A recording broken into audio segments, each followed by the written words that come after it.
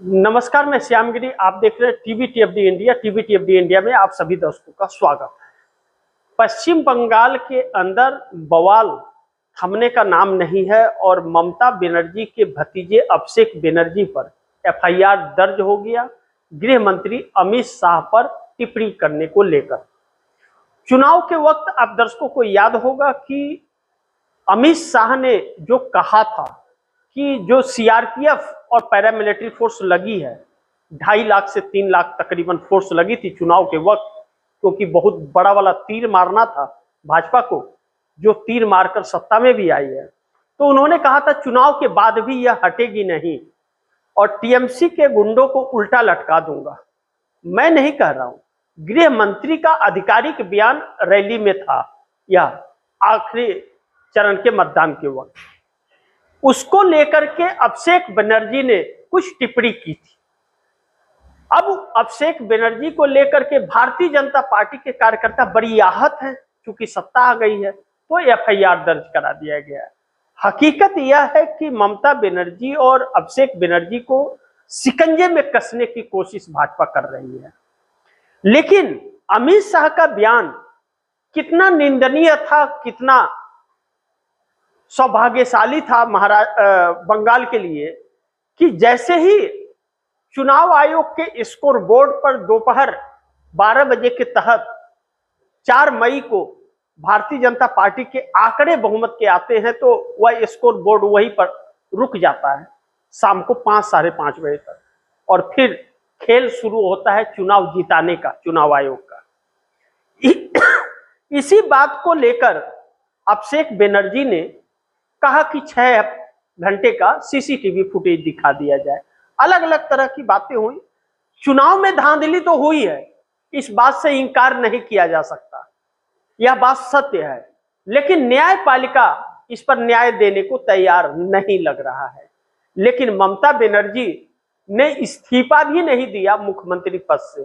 क्यों नहीं दिया ममता ने इस्तीफा? क्यों राज्यपाल को बर्खास्त करना पड़ा ममता बनर्जी को? बहुत एक चिंता का विषय है। यह इतिहास में पहली बार कि ममता बनर्जी ने मुख्यमंत्री पद से इस्तीफा नहीं दिया। बर्खास्त करने की जरूरत क्यों पड़ी? बर्खास्त इसलिए कि दूसरे को अगर सीएम का शपथ दिलाना है तो राज्यपाल को उनको बर्खास्त करना ही पड़ेगा। और चूंकि कार्यकाल समाप्त होने के बाद में राज्यपाल के पास पावर होता है कि वह दे सके।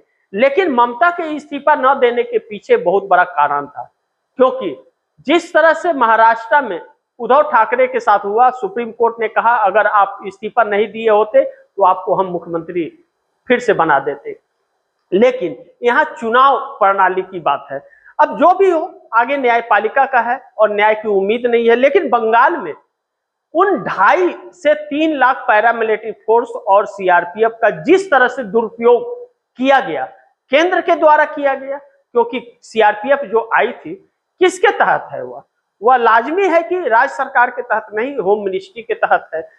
उसके आड़ में जिस तरह से चुनाव 4 मई को दोपहर 12 बजे से और कई दिनों तक, अभी भी कुछ जगहों पर हो रहा है, अलग अलग जगह पर आगजनी हुई और टीएमसी कार्यकर्ताओं को जिस तरह से पीटा गया, यह भी एक इतिहास के पन्नों में दर्ज हुआ कि भाजपा वालों ने कैसे गुंडाई किया, कैसे बुलडोजर चलाया। हालांकि बुलडोजर को लेकर के ममता बनर्जी सुप्रीम कोर्ट गई तो न्याय मिला है, सुप्रीम कोर्ट ने रोक लगाया है। अब नोटिस जारी होगा, बंगाल उजड़ेगा आने वाले वक्त में, इस बात से हम इंकार नहीं कर सकते। लेकिन अब अभिषेक बनर्जी पर एफआईआर करके कहीं न कहीं ममता बनर्जी के उन 80 विधायक और 29 सांसदों पर टारगेट करने की कोशिश है कि ममता बनर्जी और अभिषेक बनर्जी पर जितना शिकंजा कसेगा उतने ही उनकी पार्टी कमजोर होगी।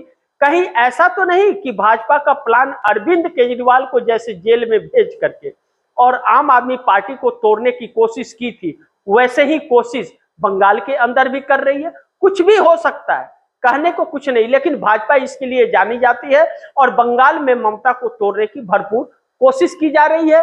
ममता बनर्जी किस तरह लड़ाई लड़ेंगी, आने वाला वक्त चुनौतीपूर्ण है, यह भी देखना बड़ी महत्वपूर्ण होगा। लेकिन अब बिहार के अंदर परिस्थितियां अलग हैं। बिहार के अंदर नीतीश कुमार का अब कोई वजूद रहा नहीं और नीतीश कुमार की पार्टी लगातार धरातल में जा रही है। जिस तरह से नीतीश कुमार को सीएम की कुर्सी से हटा दिया गया और उनकी पार्टी को कमजोर करने के लिए शिकंजा कसा जा रहा है, सम्राट चौधरी सीएम बनकर जिस तरह से नीतीश की उम्मीदों पर खड़े नहीं उतरे, एक तरह से धोखा दे दिया और जो भी फैसले ले रहे वह नीतीश की पार्टी के पक्ष में नहीं है। जिस लौकुश समीकरण वोटरों का साधते हैं नीतीश कुमार, तो नीतीश कुमार इसको लेकर के चिंतित हैं। लगातार पार्टी के अंदर बैठकों का भी दौर शुरू है, लेकिन साथ ही साथ विधायकों का नाराजगी भी सामने आ रहा है।